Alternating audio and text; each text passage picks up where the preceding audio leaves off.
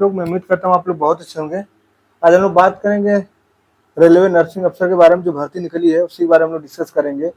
बहुत सारे कमेंट्स आ रहे थे कि सर इसके बारे में थोड़ा बता दीजिए, नोटिफिकेशन के बारे में और इसका थोड़ा एग्जाम वगैरह के बारे में बता दीजिए। तो मैंने जो पहली वीडियो बना रखी थी फुल नोटिफिकेशन आने से पहले, वो सेम चीज़ वहीं आया था, इसलिए मैंने वीडियो नहीं बनाया था। बहुत दिनों के वीडियो में नहीं बनाया था, लेकिन काफ़ी प्रेशर आ रहे हैं इसलिए मैं वीडियो बना रहा हूँ। और इसमें जो चीज़ बताई गई है बिल्कुल आपको नोटिफिकेशन के हिसाब से बताई गई है, तो इस पर आप भरोसा रखेंगे। और सबसे ज़्यादा कमेंट्स आ रहे हैं कास्ट सर्टिफिकेट के ऊपर, तो पहले हम लोग उसी का चर्चा कर लेते हैं ताकि बाकी आप लोगों का टाइम थोड़ा बच जाएगा। बाकी डिस्कस तो बहुत चीज़ों पर करेंगे हम लोग, आप लोग पूरा वीडियो देख लेंगे तो ठीक रहेगा, ताकि आप लोगों को पूरा पता चल जाए, बाद में कमेंट करने की जरूरत ना पड़े।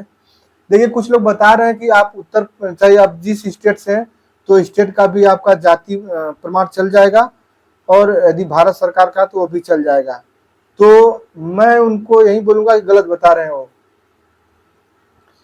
गलत बता रहे हैं। उनका काम है आपको बता देंगे, आप सुन लिया, आप फॉर्म को अप्लाई कर देंगे, उन्होंने अपना कोर्स बेच देना है, आप खरीद लेना है, आप एग्जाम में बैठ जाना है। डॉक्यूमेंट वेरिफिकेशन आपको कराना है, ना मैं जाऊंगा, ना कोई टीचर जाएगा, ना आपके घर वाले कराएंगे। डॉक्यूमेंट वेरिफिकेशन आपको ही कराना है। तो भले ही थोड़ा देर से आप फॉर्म को अप्लाई करें, लेकिन सही करें, मेरा मानना है। मैं आपको यही आपको गाइड करूंगा या सजेस्ट करूंगा कि आप 16 तक है, आप कम से कम 10 तक भी कर दें, अगले नेक्स्ट मंथ 10 तक भी कर दें तो भी कोई इश्यू नहीं है, लेकिन डॉक्यूमेंट प्रॉपर आप दें ताकि आपको कोई दिक्कत झेलना ना पड़े। बच्चे काफ़ी डॉक्यूमेंट में बाहर होते हैं, इसलिए क्यों मैं बोल रहा हूँ ऐसा कि लोग बोले हैं कि चाहे आप स्टेट का लगा दो चाहे सेंट्रल गवर्नमेंट का लगा दो, कोई इशू नहीं चलेगा। ऐसा नहीं है। जब आप सेंट्रल गवर्नमेंट की जाति प्रमाण पत्र बनवाते हैं और गवर्नमेंट और अपना स्टेट का बनवाते हैं, उसमें फर्क रहता है। दूसरी बात की जो कुछ रूल्स जो बनाए गए सेंट्रल गवर्नमेंट के हिसाब से क्यों बनाया गया और स्टेट गवर्नमेंट बनाया गया, जब आप नोटिफिकेशन पढ़ते हैं, जब आप फुल नोटिफिकेशन पढ़ते हैं तो उसमें दिया रहता है कि भारत सरकार की जाति में क्या उन्होंने अनुच्छेद क्या क्या होता है, वो सब लगा होता है, उसके हिसाब से बनता है। उसमें दिया होता है, आप बारीकी से पढ़ेंगे तो पता चल जाएगा। उसमें जो आपका फॉर्मेट दिया हुआ है, लोग बोल रहे हैं कि इसमें नोटिफिकेशन में नहीं दिया गया है। नोटिफिकेशन में आपको फॉर्मेट दे दिया गया है। जब आपको नोटिफिकेशन में फॉर्मेट दे दिया गया है, फिर नोटिफिकेशन में लिखने या न लिखने की क्या जरूरत है? कोई जरूरत नहीं है। आरआरबी ने आपको फॉर्मेट दिया है, तो बाद में आपसे यही बोलेगा कि जो मैंने फॉर्मेट दिया आप उसके ऊपर जाति बनवा कर लेकर आइए, फिर आपके पास कोई जवाब नहीं रहेगा। तो उसमें साफ साफ लिखा है गवर्नमेंट ऑफ इंडिया। जब आप उस जाति प्रमाण पत्र जो उसमें फॉर्मेट दिया है जाति का, उसका जो आप देखेंगे सेकेंड लाइन में नीचे लिखा हुआ है, यहाँ पे गवर्नमेंट ऑफ इंडिया लिखा है। बाकी आप स्टेट का बनवाएंगे तो उसमें गवर्नमेंट ऑफ इंडिया नहीं लिखा रहता है, तो उसके जो फॉर्मेट में लिखा हुआ गवर्नमेंट ऑफ इंडिया। इसके बाद जब आप उत्तर प्रदेश से हैं, जब यूपी के आप जाति प्रमाण पत्र बनवाएंगे तो दो टाइप से बनती है, एक स्टेट की और एक सेंट्रल गवर्नमेंट की बनती है। स्टेट वाला पूरा हिंदी में वो लिख के देते हैं, जो इंग्लिश वाला जो बनाते हैं वो सेंट्रल गवर्नमेंट की होती है, सेंट्रल गवर्नमेंट की होती है। उसमें सेम वही लिख के आता है।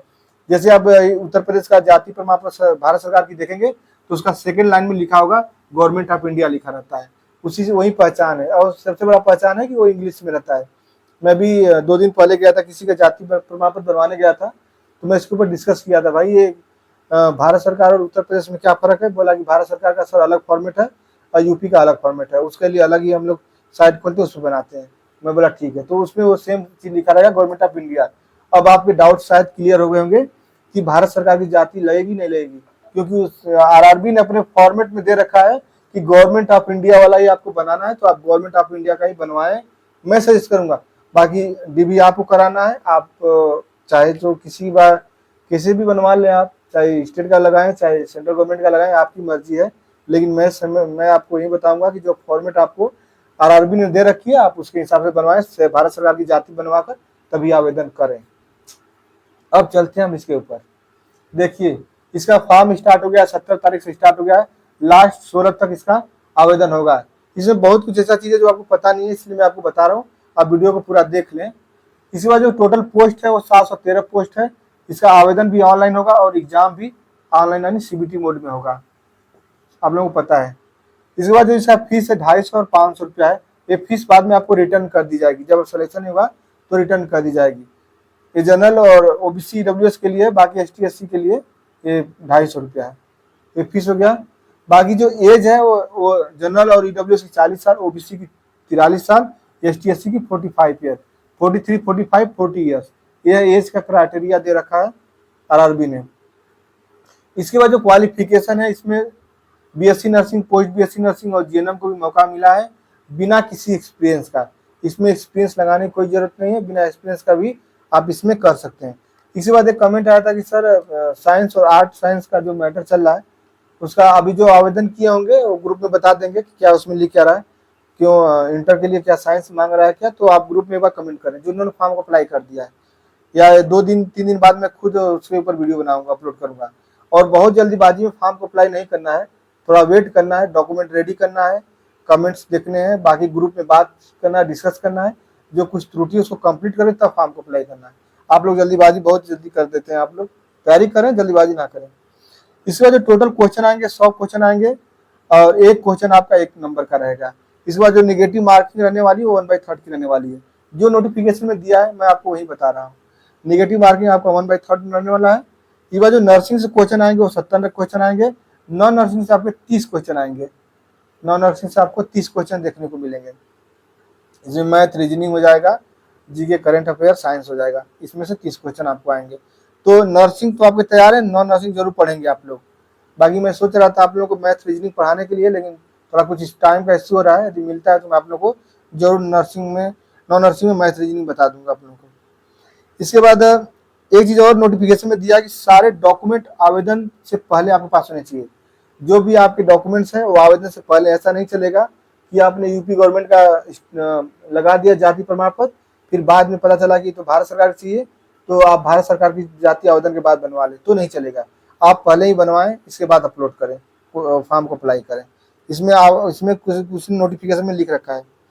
इसके बाद इसमें दिया एक पोस्ट के लिए एक ही आवेदन करना है। देखिए आपका जो एक पोस्ट है उसके लिए एक ही आवेदन करेंगे, नहीं कि आपने आरआरबी के लिए यहाँ से गोरखपुर से भर दिया, बाद में मुगलसराय से, वहां से प्रयागराज से भर दिया, बाद में पटना से भर दिया, बाद में फिर और कहीं मुंबई से भर दिया। ऐसा नहीं है, आप एक ही फॉर्म को अप्लाई करें, एक ही जगह से करें बस। नहीं, उसमें नोटिफिकेशन में साफ साफ लिखा है कि यदि आप एक से ज्यादा आवेदन करते हैं तो आपके आवेदन निरस्त कर दिए जाएंगे। तो आप लोग उसके हिसाब से देख लेंगे आप लोग। तो 11 नंबर पे हमने बताया आपको कि मोबाइल और ईमेल आईडी संशोधन नहीं होगा। जो आपने मोबाइल नंबर और ईमेल आईडी एक बार दे दिए वो आपका संशोधन नहीं होगा। इसके बाद बाकी जितने भी डॉक्यूमेंट वगैरह, जितने भी आपके त्रुटियां हैं, उसका संशोधन होगा। उसका टाइमिंग है, उसका डेट है 16 तारीख से, जब से आप आवेदन कर रहे हैं तब से लेके आपका लास्ट डेट तक, मतलब 16/9 तक, 17/8 से 16/9 तक आपका आवेदन में संशोधन हो जाएगा। तो अपना आवेदन का आप संशोधन कर सकते हैं, लेकिन मोबाइल नंबर और ईमेल आईडी आपका संशोधन नहीं होगा। इसके लिए संशोधन के लिए आपको देने पड़ेंगे 250 रुपये। ये नॉन रिफंडेबल है, ये पैसा आपको वापस नहीं मिलेगा। जब आप भर्ती नहीं होंगे तो ये पैसा आपको वापस नहीं मिलेगा। इसलिए जो गलती आप कर रहे हैं गलती नहीं करें, क्यों 250 रुपये नुकसान करना है। इसलिए फॉर्म को सही से अपना देकर सबमिट करें। सबमिट करने से पहले एक बार अपने फॉर्म को जरूर चेक करें, तभी वो कैफे वाले को बोले वो सबमिट करेगा। तो 250 रुपये आप लगाकर अपने फॉर्म को संशोधन कर सकते हैं। ओनली मोबाइल और ईमेल आईडी नहीं होगा। इसके बाद आरआरबी ने आपको एक नंबर दे रखा है, आप इस पे चाहे तो कॉल करके कुछ पूछ सकते हैं। ये है आपका आरआरबी का नंबर, आप इसको स्क्रीनशॉट करके इसका रख लीजिए। ये नंबर पे आप बात करके उससे कुछ पूछ सकते हैं। इसके बाद इसमें नॉर्मलाइजेशन होगा। देखिए एग्जाम जब एक से अधिक शिफ्ट में किया जाता है तो उसका नॉर्मलाइजेशन होगा। इसमें भी नॉर्मलाइजेशन श्योर होगा, क्योंकि ये व्यक्ति बहुत ज्यादा फॉर्म अप्लाई कर रहे हैं। रेलवे एक बार में एग्जाम नहीं करा पाएगा तो आपका नॉर्मलाइजेशन होगा। नॉर्मलाइजेशन के लिए एक फार्मूला है, जब एग्जाम होगा उसके बाद हम बता देंगे आपको किस फार्मूले पे नॉर्मलाइजेशन होता है, वो हम आपको बाद में बता देंगे। इसमें थोड़ा लास्ट के देखे जाते हैं, जो लास्ट ज्यादा नंबर जो होता है उसी को उठाते हैं, उसमें फार्मूला लगा के उसमें नॉर्मलाइजेशन किया जाता है। इसके बाद 14 नंबर पे कि हाई स्कूल और हाई स्कूल के अनुसार ही अपना नाम, डेट ऑफ बर्थ, फादर का नाम फॉर्म में डालेंगे। गलती नहीं करेंगे। बहुत लोग फादर का नाम गलत कर देते हैं, अपना नाम गलत कर देते हैं फॉर्म में, डेट ऑफ बर्थ गलत करते हैं। ये गलती नहीं करेंगे। ये चौथा चीज। और कास्ट कैटेगरी, ये चीज की गलती करेंगे तो आप पास होने के बाद भी बाहर हो जाएंगे। तो ये चीज आप गलती नहीं करेंगे, कैटेगरी अपना सही डालेंगे। बाकी नाम वगैरह बिल्कुल अपना हाई स्कूल के हिसाब से नाम, डेट ऑफ बर्थ, फादर का नाम डालेंगे। 15 नंबर पे है कि सिग्नेचर रनिंग वर्ड्स में करना है। जैसे आपने सिग्नेचर ऐसे करना है, ऐसे करना है। ये नहीं कि पूरा नाम लिख दूं रा हाँ, ऐसे ऐसे ऐसे कर, ऐसे नहीं करना। सिग्नेचर आपका रनिंग में होगा, तो आप अपना सिग्नेचर रनिंग में करेंगे, जैसे भी करते हैं रनिंग में करेंगे। और सिग्नेचर आपका एक ही जैसा हर जगह होगा, जब तक आपकी ज्वाइनिंग नहीं हो जाएगी, जब तक आपकी पोस्टिंग नहीं हो जाएगी, तब तक आपका सिग्नेचर एक ही जैसा होना चाहिए।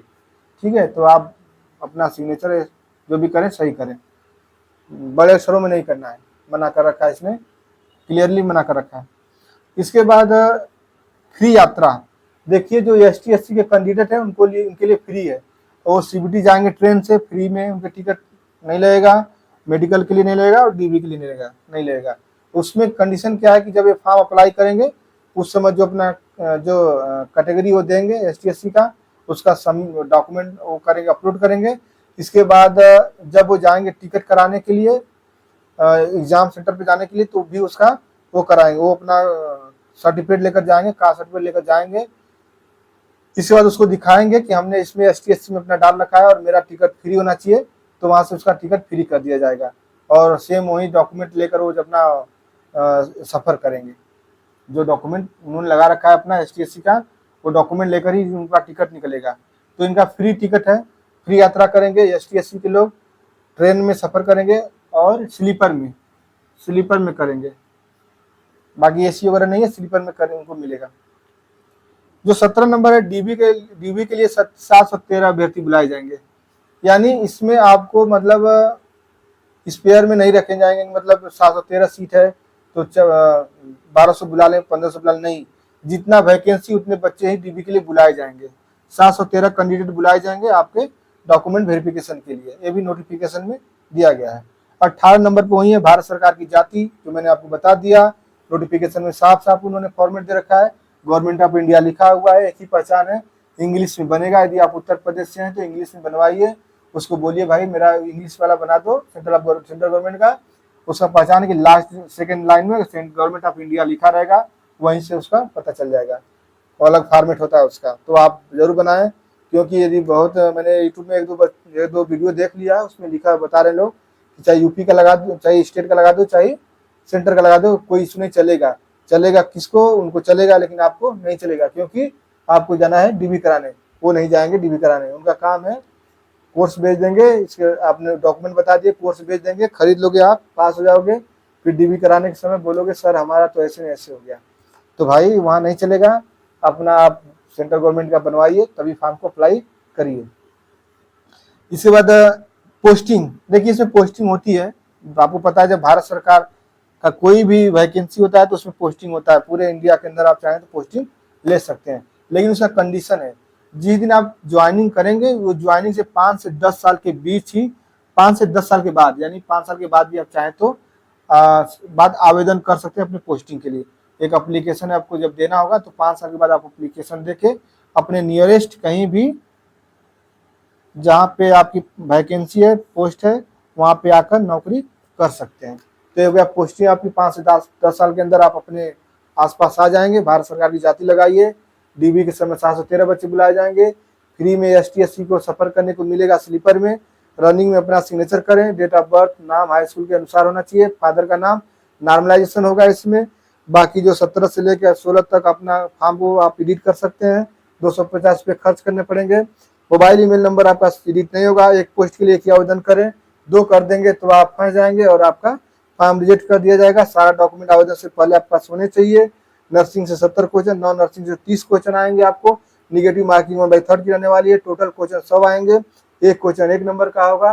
Qualification BSc nursing, post BSc nursing general होगा, जिन वालों को कोई एक्सपीरियंस की जरूरत नहीं है, जनरल और EWS को 40 साल, OBC को 43 साल, SC को 45 साल मिला है। बाकी जो इसके बाद बाकी जो वो है PWD हैं उनके लिए भी 10 साल का छूट होता है, वो अपना SC के अंदर एड करके जोड़ लेंगे। इसके बाद जो फी रहने वाली है 250 रुपया 500 रुपया है, जो से अमीर लोग हैं, जनरल और EWS के लोग और OBC के लोग, उनको देना पड़ेगा 500, बाकी को देना पड़ेगा 250 रुपये।